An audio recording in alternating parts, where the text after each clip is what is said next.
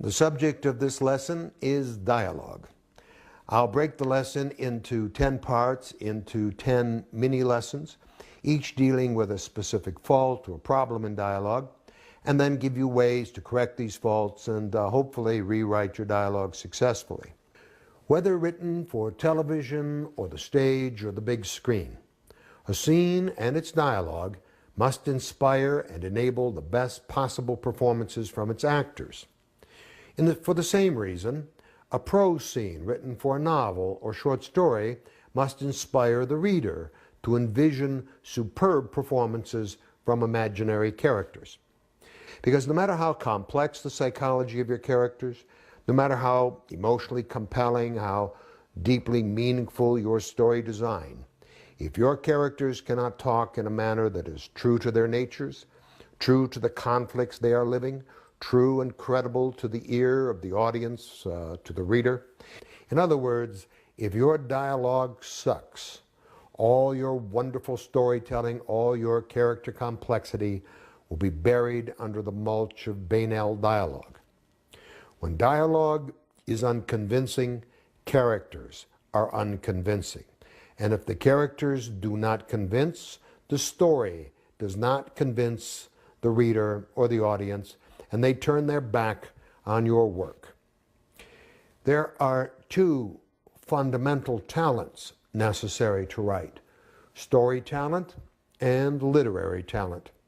Story talent means the creative conversion of life to a higher, more beautifully expressive form, whether comic or tragic. The subject matter, however, of literary talent is language. Literary talent is the talent to take the common language of your culture and lift it up into something, again, more beautiful, more powerfully expressive. Story talent inspires the deep, original creativity of your work, but literary talent inspires dialogue. And dialogue puts the final polish on all your storytelling. So, let's look at 10 traits of weak, faulty dialogue and find ways to rewrite and strengthen your scenes. The first fault, and one of the most common, of course, is repetitiousness. Repetitiousness means that the same beat is said and done again and again and again in virtually the same words. Now, a beat, of course, is a pattern of action, reaction in human behavior. One character takes an action, the other character then reacts to that. There's another action, another reaction. And this pattern of action, reaction, we call beats. And so let me sketch out for you some dialogue of one beat that repeats 3 times in virtually the same language. Character A says, "Leave me alone." Character B says, "No, I have to talk to you." Character A, "Just let me be." Character B, "It's really important that you listen." Character A, "I want to be left alone." Character B, "No, you have to hear what I've got to say." 3 times over, the same beat and the same words. The words alone, let, leave, left, talk, hear, listen. The same beat is repeated 3 times over and the same words refrained on again and again in the same language. Now, one way to solve that problem, some writers would think, is to simply vary the language, to create synonyms for the words or the phrases that they're using, and not repeat the same words. And so, for example, character A says, "Don't bother me." B says, "I'm not bothering you." A says, "I've heard enough." B says, "You're not even listening." C says, "Because I'm not going to listen to you anymore," and on it goes. And they will try to vary the language somehow, saying things like, "Please shut up and go away. Can't you see that I don't want to have anything to do with you anymore?" Whatever. They will try to create some variety in the language. But the point is that the same beat, whether in the same words or in different words, is constantly repeating without change, without progress. Now, there's another form of repetitiousness that I'm sure you've all experienced in your own writing, and that's when you create accidental echoes. When you write a line like, "They're moving their car over there." That kind of line, of course, will just jump off the page to you, and you'll know that you've got to get two of those three theirs out of that sentence. But that kind of repetitiousness is no great problem. The kind of repetitiousness that is that when beats of behavior repeat over and over and over again. And when anything repeats, whether it's the character's behavior or any other aspect of your writing, you begin to violate the law of diminishing returns. The law of diminishing returns is simple. It's true in life as it is in art. The more often you repeat something, the less effect it has. You cannot repeat any device, words, phrases, beats, qualities of emotion. You cannot repeat anything with effect. There's a kind of rule of thirds.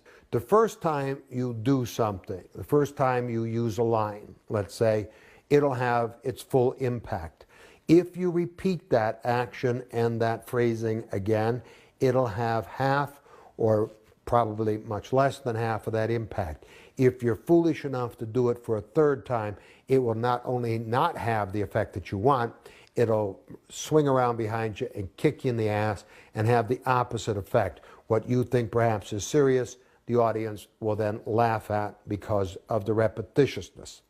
So why do writers end up repeating themselves? Writers repeat because they cannot find the perfect phrase, the unique language that is true to their specific character, that would nail their specific moment in one stroke. So they repeat, but quantity will not substitute for quality. Saying the same thing over and over not only does not give the moment added power, it actually loses power.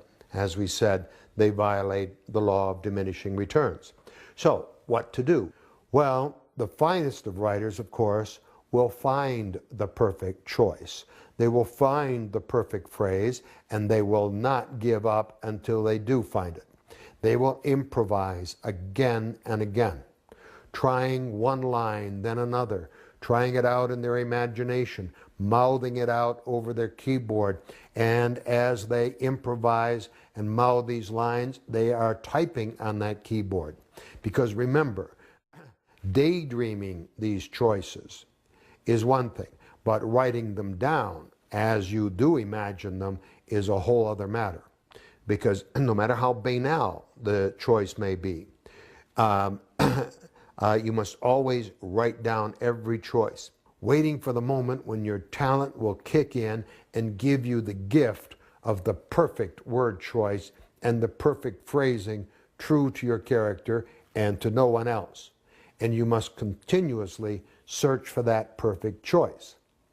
But even in the finest of writers, there will come a point where the writer realizes that they are never going to find the perfect choice, and that they've got to stop banging their head against the keyboard and make a final decision. So what do? You go back and you look at all of those choices that you have improvised, you have imagined, and then written down, and you search through all of those notes, asking yourself which of all of these choices is the best possible choice. It may not be perfect, but it's the one that comes the closest to perfection.